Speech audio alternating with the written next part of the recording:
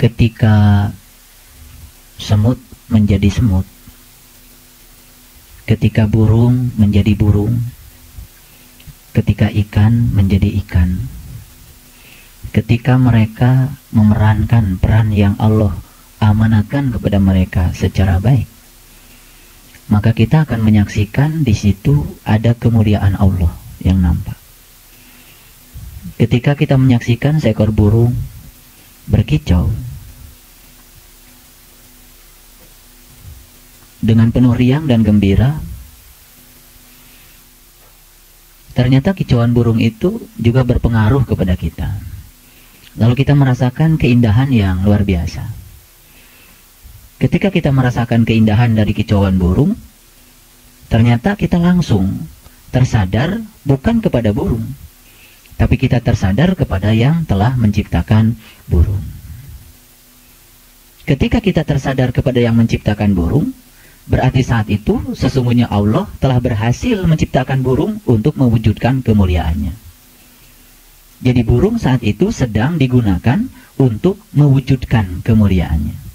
Karena Allah ingin agar dirinya dikenali sebagai Tuhan yang maha indah, Tuhan yang maha mulia. Lalu keindahannya itu beliau tampakkan, salah satunya di burung tadi. Kapan burung itu bisa menampakkan kemuliaan Allah? Ketika burung sedang memerankan diri sebagai burung. Ketika dia menjadi burung. Ketika semut menjadi semut, ketika lebah menjadi lebah, saat itulah kemuliaan Allah akan nampak. Demikian juga kemuliaan Allah yang ada pada diri manusia. Jadi kemuliaan Allah itu akan nampak pada diri manusia ketika manusia menjadi manusia. Ngerti? Ya. Jadi ketika manusia menjadi manusia, disitulah kemuliaan Allah akan nampak. Kita melihat rahman dan rahimnya Allah. Kita melihat pengasihnya Allah. Kita melihat penyayangnya Allah. Bukan sekedar melihat, bahkan kita bisa merasakannya. Kalau begitu, apa sesungguhnya kita ada di sini?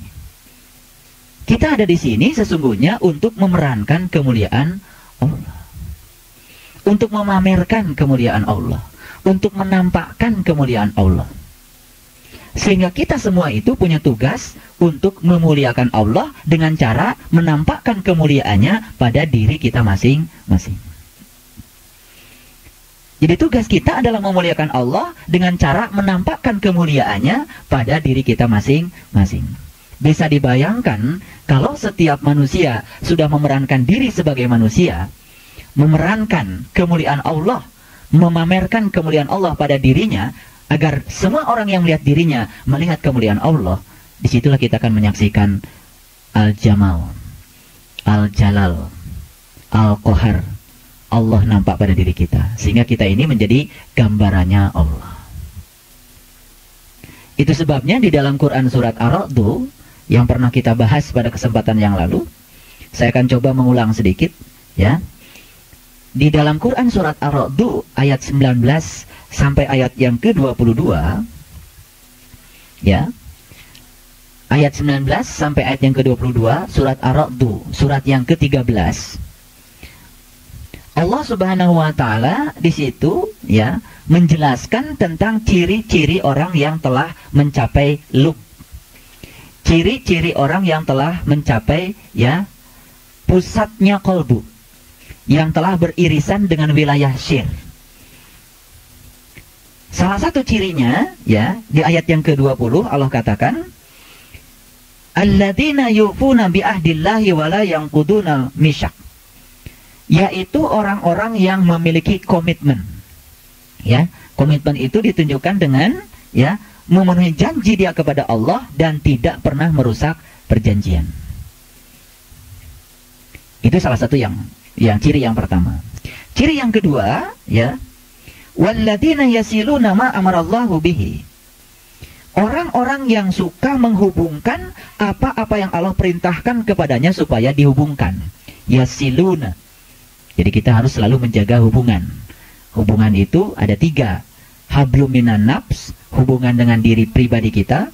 Hablum minan nas, hubungan dengan sesama. Dan hablum minallah, hubungan dengan Allah.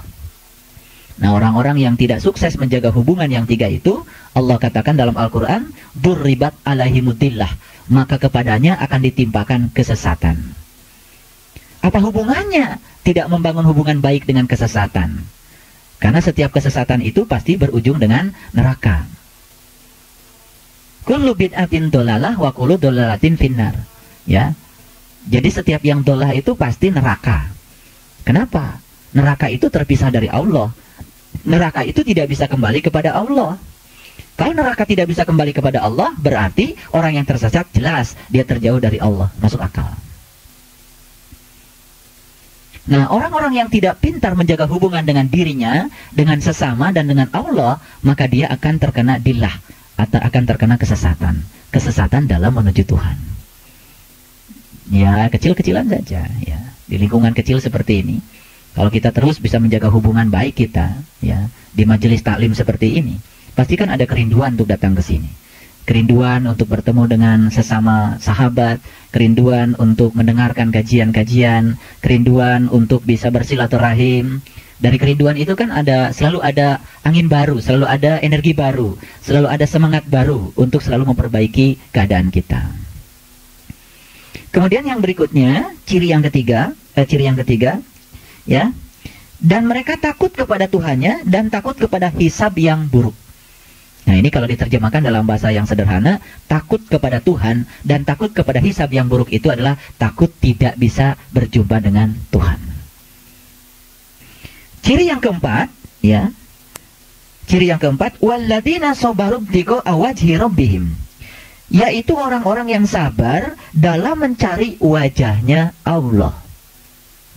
Nah, mencari wajah Allah itu ada dua. Mencari wajah Allah yang hakikat dan mencari wajah Allah yang syariat. Bagaimana cara mencari wajah Allah yang syariat?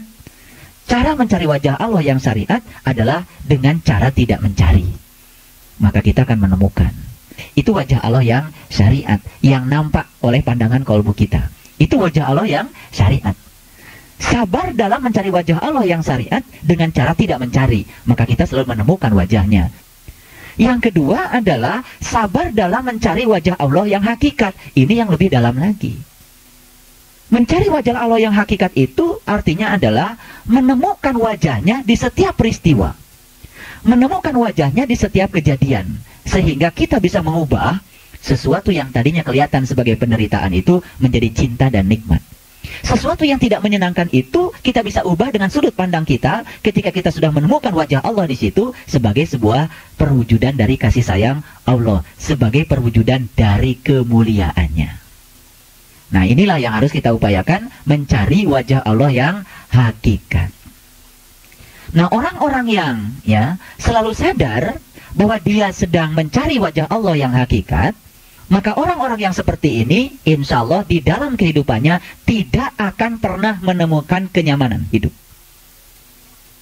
Karena dia sadar bahwa sesungguhnya, setiap peristiwa yang terjadi pada dirinya adalah upaya Allah untuk membangun karakter dirinya agar terjadi proses pertumbuhan ruhania, sehingga ruhanianya suatu saat memiliki karakter sebagai ahli surga. Ujung-ujungnya kita kembali kepada Allah, menyatu dengan Allah. Supaya menyatu dan kembali kepada Allah, berarti kita harus memiliki karakter Allah. Nah, agar kita memiliki karakter Allah, maka Allah akan menguji kita dengan ketidaknyamanan untuk membangun karakter itu.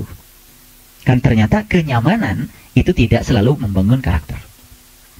Jadi jelas kalau Allah mengatakan bahwa orang yang beriman itu tidak akan dibiarkan untuk mengatakan dirinya beriman sebelum dia dibangun karakternya dengan ketidaknyamanan. Tapi ketidaknyamanan itu ketika dilihat dari sudut pandang sebagai proses pembangunan karakter, itu akan berubah menjadi sebuah kenyamanan. Gak pusing ya? Karena saya ini berbicara bahasa rasa, bukan berbicara bahasa filsafat, karena saya bukan ahli filsafat. Cuman saya mencoba mencari padanan kata yang tepat untuk menyajikan apa yang saya rasakan, apa yang saya pahami sebagai sebuah pemahaman spiritual. Jadi ketika seseorang berangan-angan di dalam kehidupannya untuk menemukan kenyamanan hidup, sudah salah itu dari sudut pandang ketuhanan. Padahal selama ini itu yang kita cari, itu yang saya rasakan. Semakin kita mencari kenyamanan hidup, semakin melekat di sana ketidaknyamanan hidup. Karena proses pencarian kenyamanan itu pasti akan berujung ketidaknyamanan. Karena kenyamanan itu tidak akan pernah kita dapat. Kecuali orang-orang yang di dalam Quran dikatakan innal ladzina la yarju liqa'ana wa radu bil hayatid dunya. Orang-orang yang tidak mau jumpa dengan Tuhan karena dia sudah merasa puas dengan kehidupan dunia, maka dia akan dibiarkan dalam kenyamanan duniawi. Tapi orang-orang yang selalu ingin memiliki karakter Tuhan. Nah, ini karakter Tuhan.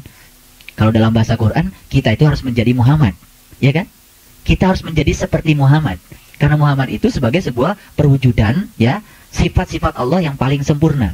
Nah, kalau seorang Muhammad itu sudah mampu mewujudkan sifat Allah yang paling sempurna, maka yang terpancar dari diri seorang Muhammad kan kemuliaan Allah. Sehingga setiap orang yang bertemu dengan Muhammad pasti akan mengagumi Allahnya, bukan mengagumi Muhammadnya. Itulah tugas kita. Bagaimana orang melihat kita terkagum-kagum pada Tuhan kita. Kalau kita mampu memperagakan kemuliaannya pada diri kita. Tapi kalau kita gagal memamerkan kemuliaan Allah pada diri kita, kan yang akan terjadi? Orang akan terhijab dari Allah oleh kita. Berarti kita telah menjadi lantaran terhijabnya orang lain kepada Allah. Itu berdosa. Misalnya, ahli fitnah, ahli menggunjing, ahli kejelekan, yang nampak itu buruk semua. Dia telah menghijab Allah. Karena dia tidak bisa menampakkan kemuliaan Allah lewat dirinya.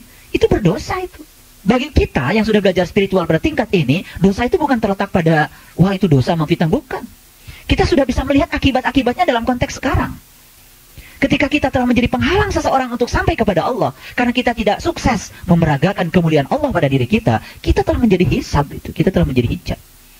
Dan itu kita berdosa, berarti kita gagal, gagal memerankan peran Allah yang diberikan kepada kita. Jadi kita telah gagal memerankan manusia. Nah, untuk memerankan kemuliaan Allah pada diri kita, maka kita harus menjadikan kita sebagai manusia. Nah, makanya sebutan manusia di Quran kan tidak sembarangan, tidak sembarangan, Sebutan manusia itu adalah untuk mereka yang sudah bisa menyatukan jiwa dan raganya untuk bisa melayani Allah. Yang bisa menyatukan jiwa dan raganya untuk memeragakan kemuliaan Allah. Makanya kan Nabi Muhammad itu terkenal dengan akhlaknya yang mulia, akhlakul karimah itu. Nah, karena beliau sudah memeragakan kemuliaannya Allah. Nah, jadi di dalam Quran surat Ar-Ra'd itu tugas kita adalah menemukan wajah Allah yang syariat, juga menemukan wajah Allah yang hakikat. Ini harus dipraktekkan. Walillahil masyriqi wal maghrib fa aina ma tuwallu fasama wajhullah. Allah meliputi timur dan barat, kemanapun kau memalingkan wajahmu, di situ kau akan dapati Allah. Itu harus dipraktekkan. Ketika kita sholat, takbir, Allahu Akbar, kita tekun menyembah Allah yang ada pada diri kita. Tapi setelah selesai sholat, kemudian kita menyakiti orang lain, itu artinya kita tidak tekun menyembah Allah yang ada pada diri orang lain. Berarti kita belum bisa mempraktekkan bahwa Allah meliputi langit dan bumi, meliputi orang lain. Dia baru bisa mempraktekkan Allah meliputi dirinya sendiri. Ketekunan kita untuk menyembah Allah yang ada pada diri kita, itu harus diikuti dengan ketekunan menyembah Allah yang ada pada diri orang lain. Kalau semua orang sadar bahwa Allah meliputi dirinya dan meliputi orang lain, kesadaran inilah yang akan membangun cinta kasih. Kesadaran ini yang akan membangun kasih sayang yang luar biasa, di mana kita tidak akan pernah berani mencemooh, menggunjing, merendahkan, menghina, apalagi melakukan tindakan-tindakan yang tidak terpuji, yang menyebabkan Allah menjadi tidak terlihat kemuliaannya pada diri kita. Ini persoalan penting yang harus saya bicarakan di sini, karena ini adalah menyangkut dampak dari pengajian Ma'rifatullah. Jadi Ma'rifatullah itu sebetulnya bukan sekedar kita menyaksikan nurnya, tapi kita pun harus tekun untuk menyembah Dia yang ada pada diri orang lain, bahkan pada tumbuhan, bahkan pada binatang, bahkan pada alam semesta ini. Sehingga kita tidak akan pernah berani melakukan tindakan-tindakan yang jahat pada semesta ini. Semua yang kita rasakan sekarang di Jakarta, di Indonesia, itu sebetulnya karena kita tidak tahu Tuhan yang ada pada diri kita, juga tidak ada tahu Tuhan yang ada pada diri orang lain. Sedikit sekali orang yang baru tahu menyembah Tuhan pada dirinya, tapi juga tidak tahu bagaimana menyembah Tuhan pada diri orang lain. Sehingga setelah kita menyembah Tuhan, tekun memejamkan mata, kemudian menyaksikan Tuhan pada diri kita, tapi kita tidak sukses untuk melihat Tuhan pada diri orang lain. Disitulah terjadi tindakan sewenang-wenang, karena kita tidak menyadari sepenuhnya itu. Inni Rabbi wa Rabbukum. Sesungguhnya Tuhanku ada pada diriku, juga ada pada dirimu. Jadi artinya pemahaman ini harus diimplementasikan dalam bahasa hidup sebagai perwujudan cinta kasih. Mungkin doa-doa kita pun harus diekspansi. Bukan sekedar mendoakan orang yang seagama. Kita doakan umat manusia di semesta ini semuanya. Kadang kalau saya lihat orang Hindu, orang Buddha, kalau ceramah di TV, mereka mendoakan itu nggak tanggung-tanggung. Semoga keberkahan meliputi segenap manusia dan seluruh binatang dan tumbuh-tumbuhan dan semesta ini. Nggak apa-apa kita mendoakan mukminin, mukminat, muslimin, nggak apa-apa. Yang penting pemahaman mukminin tidak dikaitkan dengan baju agama. Karena orang beriman bisa siapa saja. Ya pakai baju apa saja, yang penting sudah terbuka penglihatan kalbunya kepada Allah. Dan kita kan barangkali harus berguru kepada mereka bagaimana berdoa itu memiliki kapasiti yang lebih luas lagi. Ya, luar biasa. Jadi terus terang aja, setelah saya menekuni Ar-Rahman di dalam, kita ini centang berenang, tidak bersatu. Masing-masing merasa lebih hebat daripada yang lain. Sehingga tidak terlihat sifat-sifat tawadhu itu, dan akhirnya pada titik tertentu itu akan menghijab kita dalam proses berjalan untuk meningkatkan kualitas spiritual kita. Kesadaran bahwa Allah meliputi kita dan meliputi orang lain, dan kesadaran itu harus ditumbuhkan. Sehingga dengan demikian ketika kita mau apa saja melakukan apa, Allah meliputi aku dan meliputi Anda.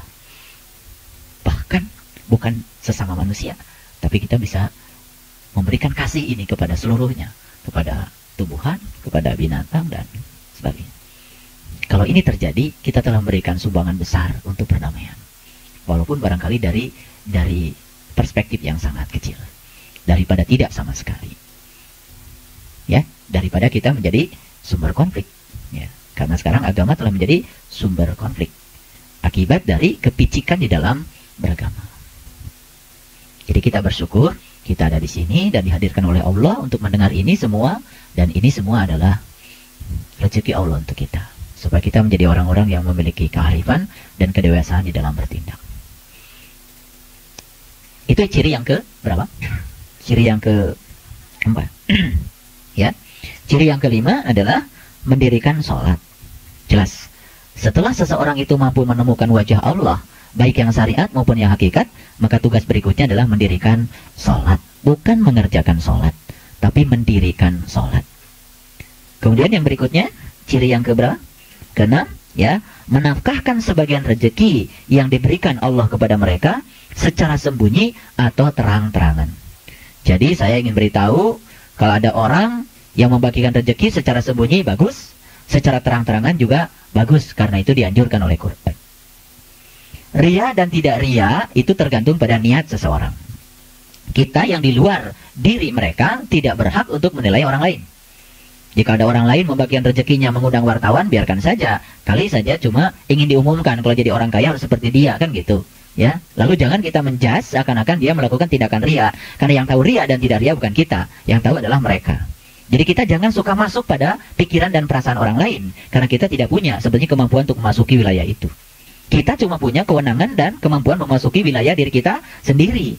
Nah, makanya lebih baik ke dalam diri kita daripada ke dalam diri orang lain, karena itu pasti akan salah. Ya, kita tidak nyumbang, tapi kita mau berkomentar. Oh, nyumbang tapi diomongin gitu kan. Padahal orang ngomong itu siapa tahu hanya memberikan motivasi, niatnya kan sangat beragam, betul? Nah, itu sebabnya kita harus lebih waspada, lebih hati-hati. Karena Quran pun membolehkan, ya, menafkahkan rezeki secara terang-terangan atau sembunyi, boleh, nggak masalah. Tapi tentu saja rezeki yang dimaksud di sini bukan sekedar rezeki lahir, lebih-lebih adalah rezeki batin. Nanti saya akan bicara itu, ya. Kemudian yang keberapa? Yang ketujuh, ya, melawan kejahatan dengan kebaikan. Ini sebetulnya puncaknya ulul albab. Dari tadi itu, ya, dari nomor 1 sampai nomor 7, ya, kita bisa melihat ada semacam proses peningkatan kualitas. Ada proses peningkatan kualifikasi. Jadi kalau orang itu punya komitmen dari sejak awal, janji pada dirinya, janji kepada Allahnya, ya, dan kita semua pernah berjanji, ya, makanya di dalam Quran selalu ada pernyataan, ya ayyuhalladzina amanu aufu bil uqud.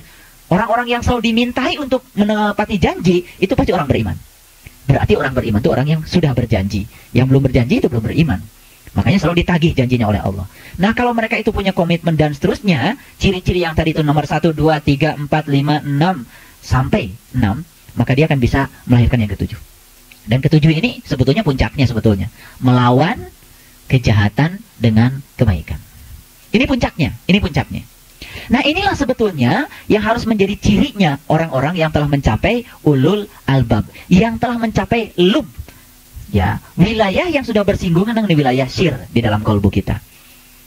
Dan saya harapkan tentu saja ya sifat ini harus tercermin pada diri kita semua, melawan kejahatan dengan kebaikan. Jadi kalau melawan kejahatan dengan kejahatan itu sudah tidak aneh lagi, ya. Ini sebetulnya puncaknya kajian kita. Tetapi ini bukan sekedar kajian, tapi bagaimana kita mempraktekkan ini di dalam kehidupan kita. Karena pasti setelah pengajian ini akan ada ujiannya. Pasti akan ada ujiannya. Ini sekedar mengulang saja apa yang pernah saya bicarakan pada kesempatan yang lalu tentang 7 ciri orang yang telah mencapai lub. Ya. Nah, kita sudah mencapai lub atau tidak, ya tentu saja yang paling tahu adalah diri kita sendiri. Nah, sebelum kita memasuki kajian yang berikutnya. Ada 5 hal setidak-tidaknya ya agar kita bisa memuliakan Allah. Nah, apa yang dimaksud dengan memuliakan Allah? Memuliakan Allah adalah menampakkan kemuliaan Allah pada diri kita agar orang lain juga ikut memuliakan Allah lewat kita. Yang pertama adalah menyembah Allah dengan seutuhnya. Ketika kita bisa membaktikan diri kepada Allah seutuhnya, kapan kita bisa membaktikan diri kita kepada Allah seutuhnya? Kalau kita sudah memakrifati Allah. Ya, kalau kita sudah memakrifati Allah, maka kita baru bisa membaktikan diri kepada Allah seutuhnya. Maka kepada orang-orang yang telah bisa seutuhnya membaktikan dirinya kepada Allah, di situ akan tercermin kemuliaan Allah. Yang kedua, kita harus bisa mengasihi orang-orang yang sama-sama percaya kepada Allah. Maksud saya gini, kita saling mengasihi dengan sesama kita yang sama-sama percaya kepada Allah. Di komunitas kecil saja seperti ini. Coba perhatikan, kemuliaan Allah akan tampak nggak pada diri kita? Akan tampak. Ketika kemuliaan Allah tampak pada diri kita, maka kita telah menarik orang lain untuk memasuki kemuliaannya. Dan di situ secara tidak langsung kita telah ud'u ila sabili rabbika. Kita telah mengundang orang lain ke jalan Tuhan secara tidak langsung dengan menampakkan kemuliaan Allah pada diri kita. Dengan cara apa? Memberikan kasih kepada orang-orang yang sama-sama percaya kepada Allah.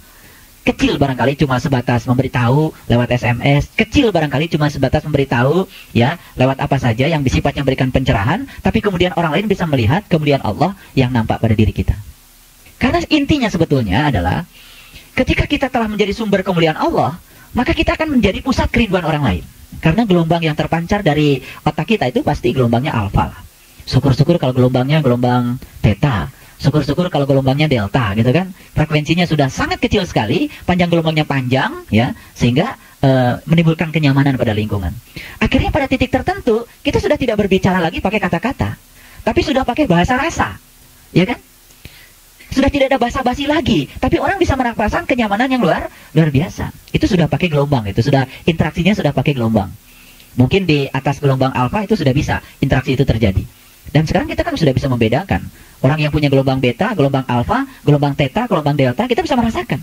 Yang gelombangnya masih beta dengan frekuensi 14 sampai 100 Hz, bagaimanapun dia, ya, berpenampilan luar seperti apa, tapi kalau keikhlasan dari dalam dirinya, kemuliaannya, ketulusannya belum nampak, dia belum bisa menampakkan kemuliaan Allah pada dirinya, tetap saja dia gelombangnya beta.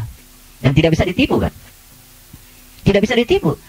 Karena ya ciri orang yang telah mencapai lub salah satunya adalah dia mampu menyaring kebenaran berdasarkan intuisi. Itu salah satu cirinya.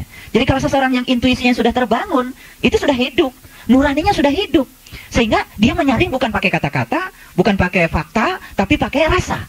Nah, kalau sudah berbicara rasa, itu sudah tidak bisa ditipu lagi, tidak bisa dibohongi lagi. Kan itu adalah kebenaran. Itu yang disebut dengan nurani, itu di situ sebetulnya. Nah, makanya kalau di ajaran Hakmaliyah itu ada yang namanya 7 martabat alam.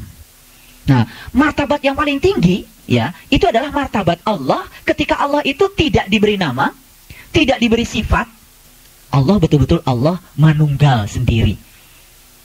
Nah, kan Allah itu kan kemudian di martabat alam 7 itu kemudian Allah itu kemudian diberi nama, kemudian Allah diberi sifat, ya kan? Kemudian Allah mewujud gitu kan. Nah, akhirnya perwujudan yang paling dasar adalah diri kita. Ini adalah martabat Allah pada diri kita sebetulnya. Makanya sifat 20 Asmaul Husna semua diwariskan pada diri kita. Jadi kita itu menjadi gambaran Allah yang hidup. Nah, kalau kita ini gambaran Allah yang hidup, harusnya kita ini semua memiliki amanah untuk menggambarkan kemuliaannya. Nah, sekarang tugas kita berikutnya adalah bagaimana kita agar kita menjadi ya penggambar kemuliaan Allah di dalam tindakan, pikiran, perbuatan, sifat, juga di dalam keseharian kita. Ini tugas yang paling pokok sebetulnya dari ahli-ahli Baitullah. Ya. Nah, kemudian yang ketiga adalah membagikan karunia Allah yang ada pada dirinya, membagikan karunia Allah yang telah dititipkan kepada dirinya kepada sesama. Gini. Ketika kita diberi rezeki oleh Allah, kemudian rezeki yang dititipkan Allah kepada kita itu kan berwujud sebagai karunia. Kemudian kita bagikan kepada orang lain. Ketika orang lain mendapatkan rezeki lewat kita, apa yang dia ucapkan? Alhamdulillah. Nah, ketika kita telah berjasa, dalam tanda kutip ya, telah menjadi lantaran orang lain berucap Alhamdulillah dengan tindakan kita, karena Allah menitipkan karunia kepada kita, kemudian karunia-Nya dibagi kepada orang lain, dan orang lain merasakan kemuliaan Allah nampak pada diri kita, dan kemudian dia memuji kepada Allah, di situ kita telah menjadi wakil Allah untuk memuliakannya. Dan pasti kita akan dimuliakan Allah. Ngerti ya? Ngerti. Jadi ini praktek, betul-betul praktek. Bagaimana kita ya membagi karunia Allah yang dititipkan kepada kita kepada orang lain, sehingga pada proses pembagian karunia itu orang lain melihat kemuliaan Allah pada diri kita, sehingga orang lain menjadi memuliakan Allah. Nah, kita telah menjadi lantaran untuk menarik orang lain yang tadinya tidak tergerak untuk memuliakan Allah, menjadi memuliakan Allah. Setidak-tidaknya dia berucap Alhamdulillah. Yang penting ucapan Alhamdulillah saya sudah bagus. Apalagi ketika orang lain itu sampai bisa tertarik untuk melihat kemuliaan Allah yang lebih dalam lagi lewat kita. Oh, itu luar biasa. Ya, dan yang keempat, untuk memuliakan Allah, kita harus menjadi seperti orang-orang yang telah dimuliakan Allah. Menjadi seperti siapa? Menjadi seperti para nabi, menjadi seperti para siddiqin, menjadi seperti para syuhada, menjadi seperti para solihin. 25 nabi yang kita kenal. Hafal? Ya, alhamdulillah hafal juga enggak ya? Nggak apa-apa, ya nggak apa-apa. Ya. Saya tidak akan tanya nama-nama 25 nabi. Karena itu tidak penting.